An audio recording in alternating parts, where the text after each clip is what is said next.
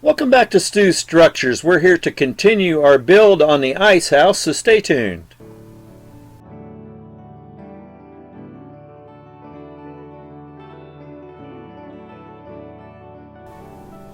So welcome back to Stu Structures. I am Mark Stewart, and we are going to continue on with this building. I didn't quite get as much done in the last episode as what I'd wanted to, so we're going to continue on with the platforms and the roofs, and then we have all that detail of the condensers and the smokestack and all that kind of stuff on the front of the the B building on that one roof up there to accomplish too. So let's jump into this and see how far we get. I do need to make a trip to Virginia this week, so I'm not sure how my time's going to work out. We're getting close to the end of this build. Hopefully by next week I'll be able to just totally get this finished when I release this video, but we'll see how it goes, and I'm just going to get into this and we'll see. The first thing we're going to continue on with are this platform on the rear side of the building. Now remember, I had this started in this right hand side of the corner. I had cut, and I went ahead and put the brick together and the concrete poles in between the brick panels, and went ahead and mounted those to the underside of the deck. Now to get the grout in these, I've seen that a lot of people do this, but I've always done it with paint before. But I'm going to just use this vinyl spackling. And basically what I'm going to do after the brick is painted the color I wanted, I just put this on real liberally and just, with a flat edge, just grind it down into all the grooves where the mortar would be. And then I come back after it's somewhat dry with a knife and scrape down to the brick paint where the brick is, and I have nice mortar joints underneath of it. Now the back platform we had in pieces in the last video, so I'm coming back here and just going ahead and gluing everything together, getting the top of it painted, and then the bottom as well. And then I want to glue this together and start working the brick, because the brick overlaps where these wooden panels come to in the corner.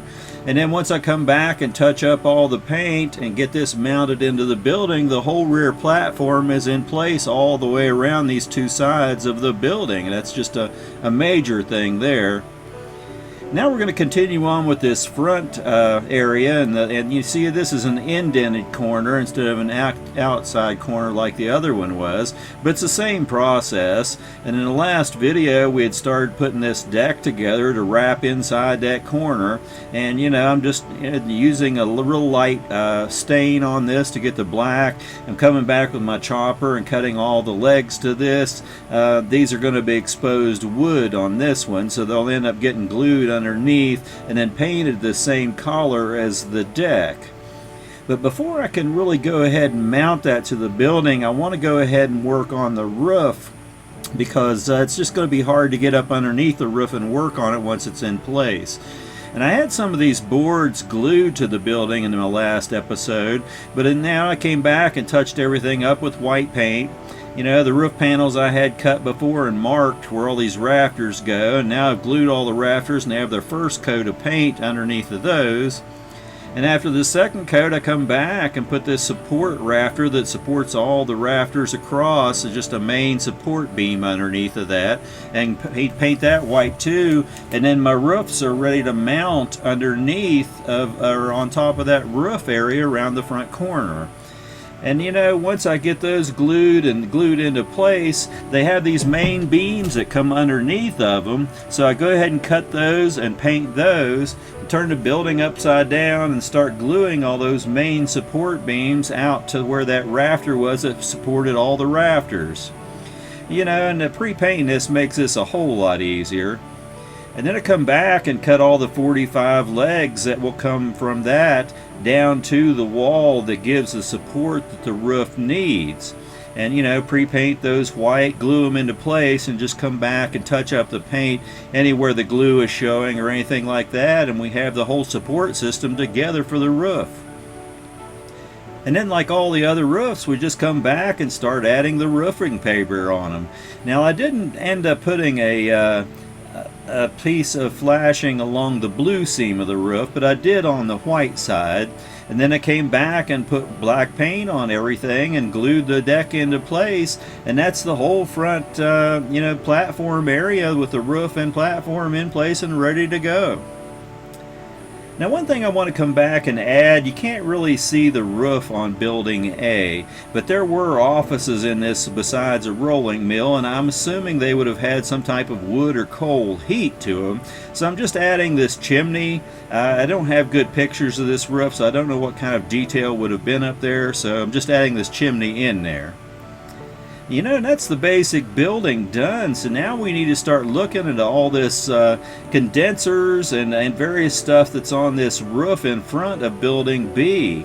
And you can see there's several vent pipes. There's a large chimney. There's kind of like a little dog house. There's condenser pipes. On this side we can see, the other side we can't see real good, but it looks like there's one set of pipes bent on that back side, and then all kinds of valves and pipes that connect all that.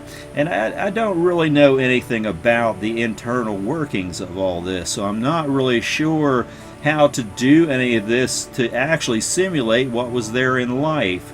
So what I'm going to do is just come up with something that mimics what's there, and make it look similar, so that if somebody looks at it without really getting out a picture and noticing that they won't really know the difference to any great extent. The first thing I'm going to work on are all those condensing coils, and I found this hard piece of copper wire, and it's just even though once I take the coating off the outside, the inside's just a little larger than what I need, but I'm going to go ahead and use it anyway. So I go ahead and cut everything that I need to length. I kind of guesstimated the length on these and peel all the plastic off the outside of the wire. And then I'm going to have to come back because these need to be bent around something real small and round, so I need to mark the center of these to know where that bend is going to be. So I come back and mark the centers on all of these. And then I found a real small pair of tweezers that I put next to that mark and just basically wrapped this copper wire around that to create these condenser tubes basically, and made enough to do one side, and then there'll be 3 for the back side as well. Since they're a little large, there's going to be a fewer number of them than what was on the original. And so now I need a wall that these will go through into that doghouse building that's there with the window in it. So I kind of designed these, and the one isn't drilled too bad. The other one looks like I must have had something to drink before I did it, although it didn't. But once I come back and put all those wires through that and just kind of super glue all those into place, it doesn't look that bad. I'm okay with this. And then I come back and wrap the outside of those 2 walls with some 1x plastic trim, and then add some I-beams for those to sit on that platform, and voila, we have a condensing set of pipes for that roof up there. And this is just the building of that main assembly. Now on both sides of that doghouse, the condenser pipes and everything sit on little wooden platforms that are leveled up above the roof. So I just come back here and just build both of the platforms. I use 2x6s underneath for framing, and just real thin basswood for the top, and come back and just score the wooden boards in them. They won't be that noticeable, but you might see them a little bit, so I went ahead and scored those on there anyway. And I spray painted all those boards black and put some basic paint on the platforms, and just kind of mounted things together to get a good look at what this is going to be like. And then I went ahead and painted the platforms, and then I'm going to come back and just mount that condenser to these once they've got some paint on them. And that's one part of the whole problem. Now there's that little building that goes in between the 2 platforms, and I just have some of this scrap siding that I used to build the whole rest of the building with. And I find the grade on that, and there's going to be 2 sides of the building that have to go with the grade of the wood to hold this level. So I start with those 2 pieces and mount the platforms to those, and then start building walls up around the condenser unit basically. And the two end walls have peaks in them. One end has a window in it. The other end next to the B building is just this flat wall with no window. And and after I build the walls up around those plates on the condensers and everything and get all my other walls put together, I just start gluing all the walls together. And on the other side of the building, I need to make a real small plate wall like I did for the large condenser on the other side, but there's just one set of wires that comes out a short distance on this side. So I just cut the remaining loops of wire that I had off to a shortness and drilled the holes and go ahead and glue those in just like I did the other side. And and I'm just coming through, and here I go ahead and add the window wall on the original wall that was there, and then put the back wall on once I glue that condenser set down into the platform. And there's an extra hole at the top where another pipe goes in later. I did have to bring a router out and cut off that wall because it extended up where the condenser was a little too much.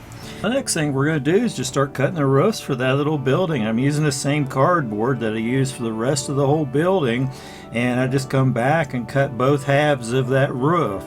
And then I add the blue paint underneath and on the leading edges of the roofs where they'll show, so I don't have to come back and paint those later. And I go ahead and glue those onto the roof. Let this set up, and now the whole basic structure part of this is together at this point. And we can proceed on with something else, which the next step on this structure is to go ahead and get some of this blue trim around the building. So I had to go ahead and paint some more of this because I'd used everything on the bigger buildings that I had done, and then I just come back and add the trim to all the corners and the roof edges and get all the trim on both, all four sides of this building. And then that's all the trim on this, and that cleans up the edges really nice to where everything looks really good. Now on the one small platform, there's a little trough down on the bottom of that. So I'm going to make a trough or a small gutter-like thing out of this styrene strip. And I come back and paint it black and glue it on to the end of that short platform. The next thing we need to do is start working with odd miscellaneous pipe stuff on that short platform above it. The pictures don't show a whole lot, but I'm going to go use some of this really small sprue that I have, and I'm going to cut some elbows and T's and straight pieces and various pieces, and some of this is exposed that I can see in the picture, and the rest of this I'm kind of just making up. But basically, I'm just going to put together a header system for all that condensing unit and add some valves and stuff to it. There's a couple of safety valves that I can see on one end. One goes down into that gutter and the other one drains down on the roof. So I'm just adding these small pipes together with little valves on them. So somebody could have opened them up and drained the system or relieved pressure, or, like I said, I don't understand the internal working, so I'm not really sure what all this was for. But then I come back and, mount everything on there. Now this still needs a little bit of paint on it and red for the knobs, and the one long pipe you can see goes back to the building and the vent pipe that we put in the roof, before. Now there's one vent pipe, the real tall one that this connects into in the back wall, that there's just an odd piece of round. And I tried bending some styrene and I just couldn't get it to bend right, so I just cut a round half circle out of that piece of thick styrene you saw, and I make the top vent part of this vent pipe, which goes up behind the doghouse. And I don't know what this exactly was used for, but on the side of that there's also another small pipe that comes up that's held with brackets on the side of that. So I come back and make this small assembly and add it onto the side of that vent pipe, and that's the whole structure. We put some black paint on it. I come back and drill this hole where it will set down into the roof and glue in, and come back and glue that vent pipe in place. Now it does stick up rather high, and I can just see me knocking this off, so I'm going to go ahead and add a bracket here which attaches it up at the roof line and put some black paint on that as well. And then we can go ahead and put our doghouse in place on the roof. You can see the little red knobs that were on that assembly, and there's still glue here that needs to be dried. There's flashing that needs to be added to it, but you know, basically that's that. Now in front of that long condenser unit, there's two basic vent pipes, a tall one and a short one, so I cut those to length, and I'm going to come back and drill holes and mount those in as well. So there it is. After I've drilled those holes and put those in place and glued them, then we have these two vent pipes in as well. And you know, it's just rolling right along. Now there's one real big chimney on there that has a wooden, well, a square box that the chimney pipe comes and sets on. So I go and collect a bunch of used wood and go ahead and cut the pieces so I can make a square box and make the angle so it conforms and flattens out to the roof and where I want to mount it to. And I can just glue that whole box together.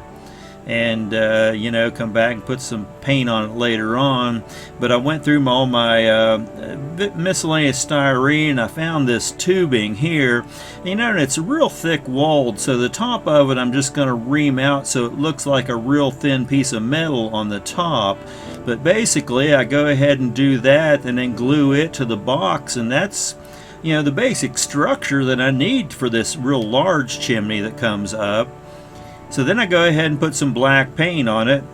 And you know, I could have waited to do this because there's one more step in building this, and I had to come back and repaint it. But there's an angled circle around the bottom of it that drains water, so I'm guessing the top of that box must have been vented as well.